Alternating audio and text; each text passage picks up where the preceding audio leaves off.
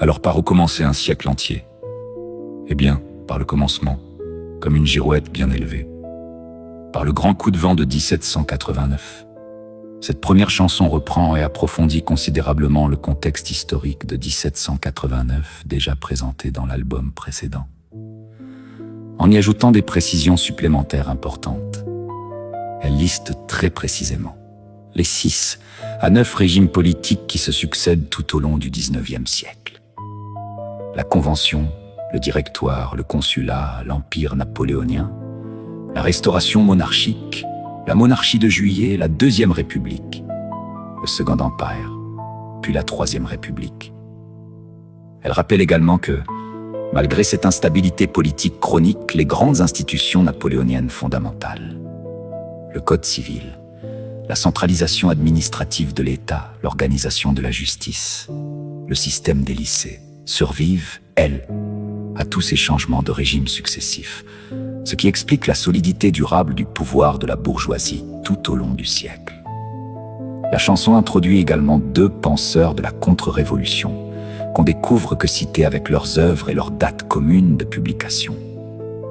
1796, le vicomte Louis de Bonald, auteur de la théorie du pouvoir politique et religieux, et Joseph de Maistre, auteur des Considérations sur la France.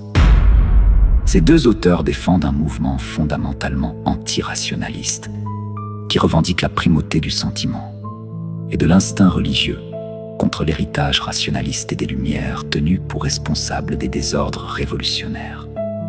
Enfin, la chanson rappelle les 2 visions opposées du capitalisme industriel, déjà vues précédemment, ainsi que l'essor de la presse à bon marché grâce à Émile de Girardin en 1836.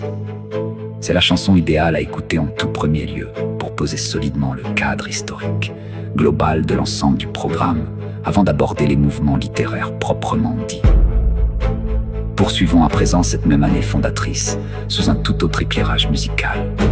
Parce qu'une bonne histoire, cher public, mérite toujours d'être racontée 2 fois. La chanson qui suit, Ouverture, 17 Oitron Vagneneuf, vient de l'album symphonique.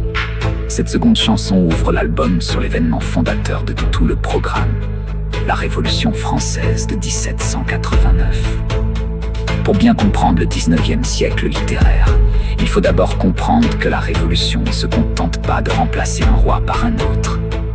Elle détruit entièrement l'ancien régime, c'est-à-dire une société organisée en ordre hiérarchique.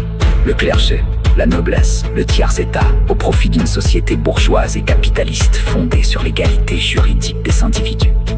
Ce basculement ne se fait pas sans violence, pour vaincre une aristocratie déterminée à conserver ses privilèges. La bourgeoisie s'allie provisoirement avec le peuple. Cette alliance de circonstances explique pourquoi la question sociale, le rapport entre les classes, restera un sujet obsédant pour toute la littérature du siècle, du roman balzacien jusqu'au naturalisme de Zola. On découvre ensuite, avec une certaine fascination, la très grande instabilité politique qui suit entre 1789 et la fin du siècle. La France connaît successivement la Convention, le Directoire, le Consulat, l'Empire napoléonien, la Restauration monarchique, la Monarchie de Juillet, la Deuxième République, le Second Empire, puis la Troisième République. Chaque régime dure en moyenne 15 à 20 ans avant de s'effondrer dans une crise plus ou moins violente. Ce qui est remarquable, c'est que malgré cette instabilité de façade, certaines institutions fondées sous Napoléon, le Code civil de 1804, la centralisation administrative de l'État, l'organisation de la justice, le système des lycées, survivent, elles, à tous les changements de régime. Cette permanence institutionnelle explique la solidité durable du pouvoir bourgeois tout au long du siècle, un pouvoir que la littérature réaliste naturaliste observera, décrira, souvent critiquera. Enfin, gardez en tête que ce clivage politique fondamental entre réaction et mouvement, entre conservatisme et radicalisation, entre la droite et la gauche, né précisément de cette période. C'est un héritage direct de la Révolution qui structure encore la vie politique française bien après le 19e siècle. On commence par Tout de neuf, l'an zéro, côté rap, avant de basculer vers ouverture. Qui c'est toi tout de neuf, côté symphonie.